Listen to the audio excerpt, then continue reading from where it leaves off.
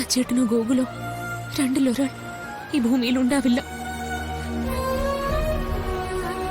എനിക്ക് എന്റെ സച്ചേട്ടനെ തിരിച്ചു വേണം. എന്നാ ഗോകുൽ ഇല്ലാതാവുന്നത് എനിക്ക് സഹിക്കാനും പറ്റില്ല.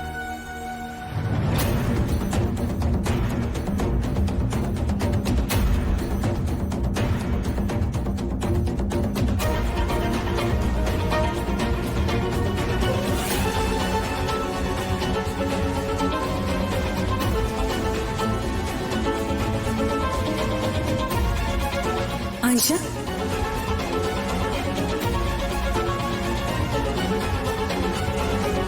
അപ്പോ അന്ന് പർദ്ദയിട്ട് സച്ചിയുടെ വീട്ടിൽ വന്നത്?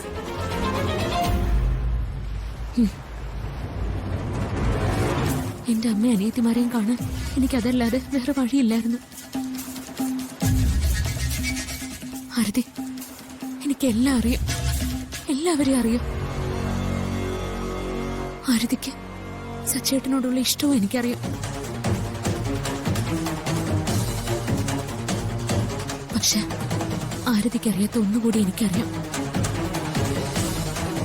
സച്ചേട്ടൻ ഈ ലോകത്തെ ഏറ്റവും പ്രിയപ്പെട്ട സുഹൃത്ത് ഇപ്പൊ ആരതിയാ. എന്നാ ആരതി ഒരു ഭാര്യയുടെ സ്ഥാനത്ത് കാണാനോ സ്നേഹിക്കാനോ സച്ചേട്ടൻ ഈ ജന്മത്ത് കഴിയില്ല.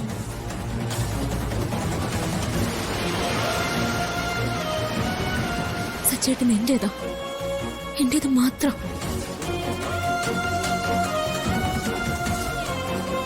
ഒട്ടും താമസിയാതെ എങ്ങനെയെങ്കിലും എല്ലാം പരിഹരിച്ച് ഞാൻ സച്ചേട്ടനിലേക്ക് തിരികെ എത്തും. സച്ചേട്ടനില്ലാതെ എനിക്ക് ജീവിക്കാനാവില്ല.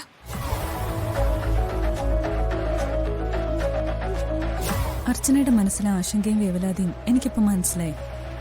സച്ചിയുടെ ആ മനസ്സ് ഞാൻ മനസ്സിലാക്കിയിട്ടുണ്ട്.